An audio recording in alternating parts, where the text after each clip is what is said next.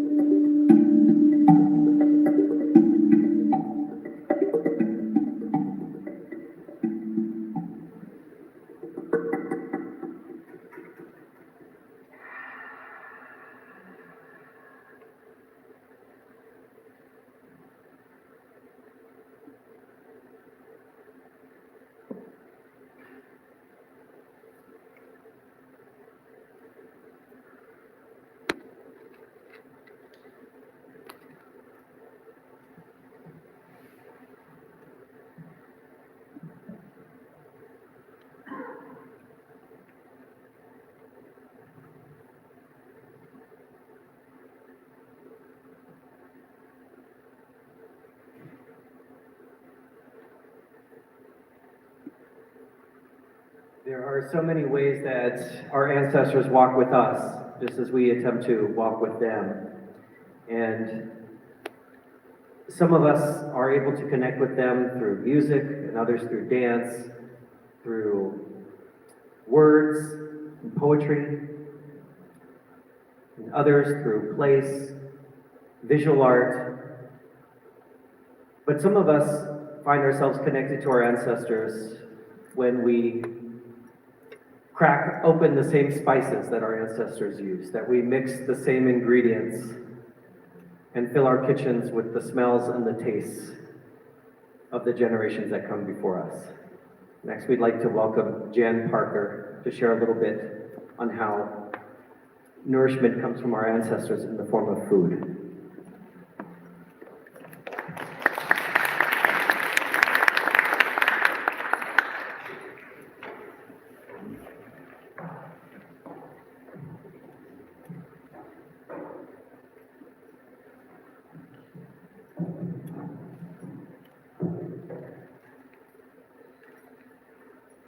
Thank you for your time and space that you're sharing today, this evening. What I do is gift. I'm able to feed people and heal people. I often think about what our ancestors in the Philippines were doing before modernization, industrialization, and technology. And I really just see them gathering in a circle, talking stories, sharing their daily lives together, enjoying each other's company, and also nurturing each other, gathering food from the land, and just being. And so I also want to acknowledge the fact that beyond food,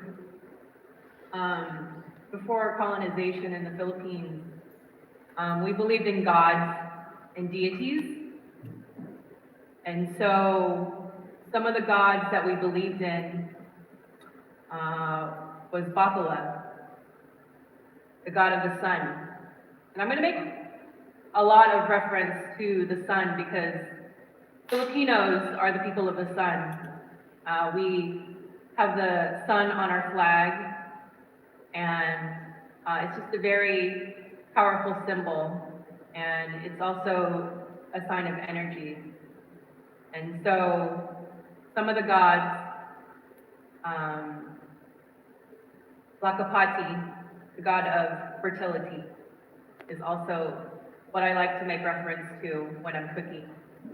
I also like to make reference to Mayari, the androgynous god, either male or female, who is the god of abundance.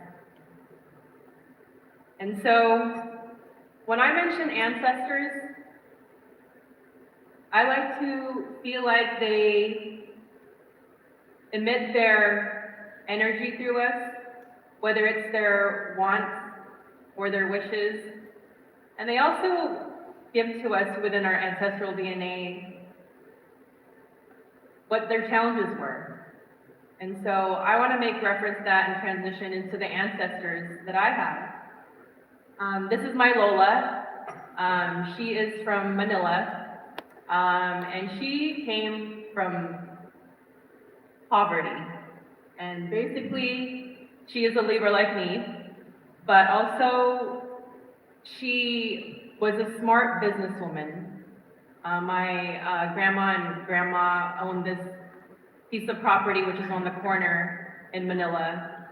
And it's actually in the Palenque, which means market, which means the street is completely closed, and it's full of fruit vendors, vegetable vendors. And so she owned this house, which she would actually rent the different stalls to. There was a butcher there, there was a person selling sundries.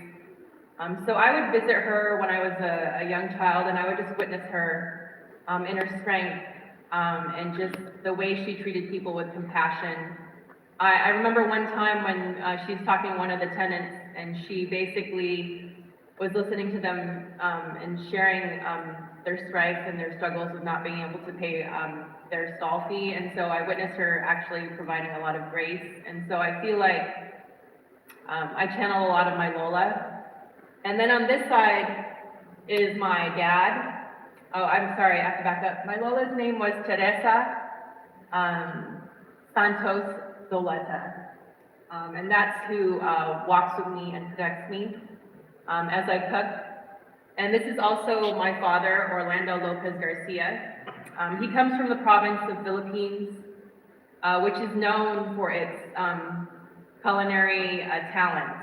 And also, he was a galley supervisor within the Navy, the U.S. Navy, and so I feel like I embody both of my ancestors, my Lola and my dad. And so I think that is what has really brought me here today, and why I'm a business owner of compassion, and a business owner who actually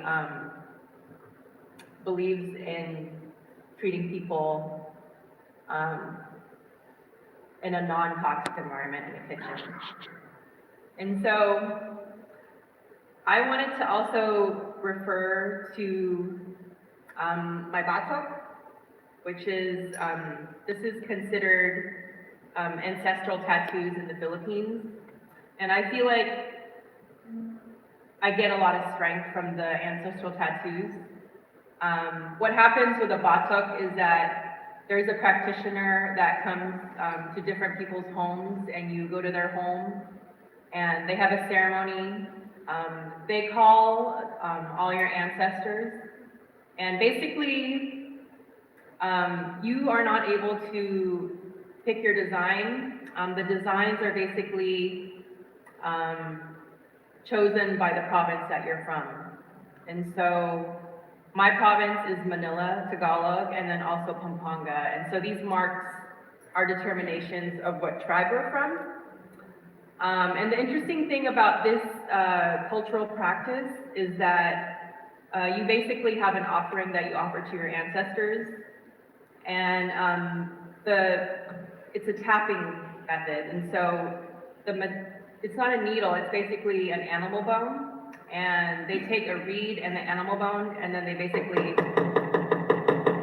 that's the sound that you hear. And you're also having, it's a communal practice, so you're having one person stretch your skin while you're getting the tattoo.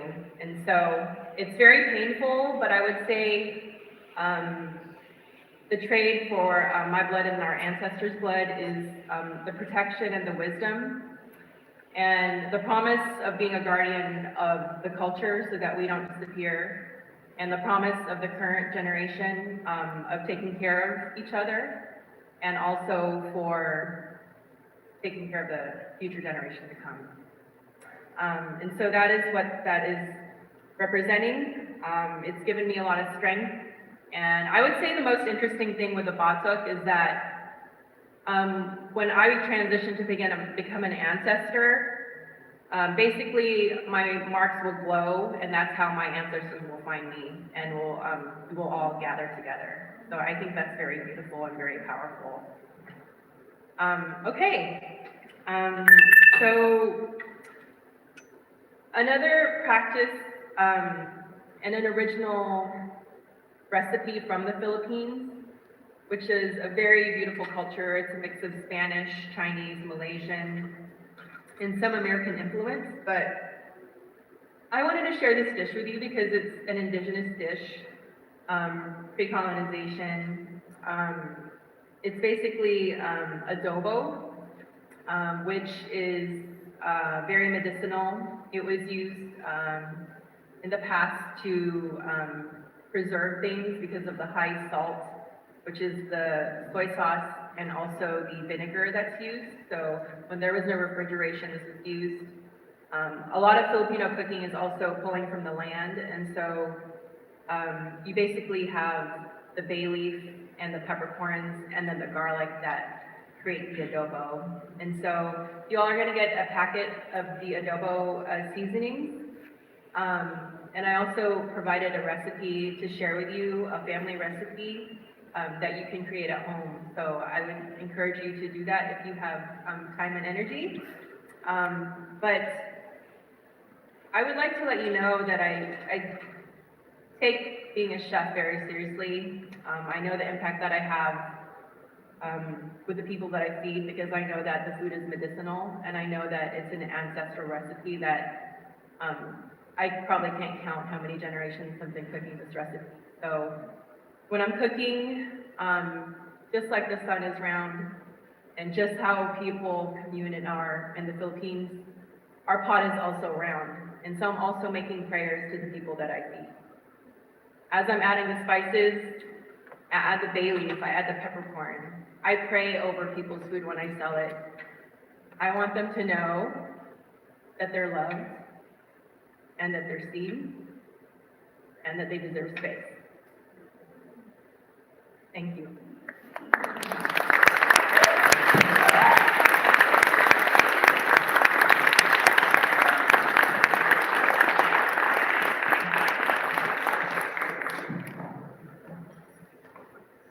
Thank you, Jan.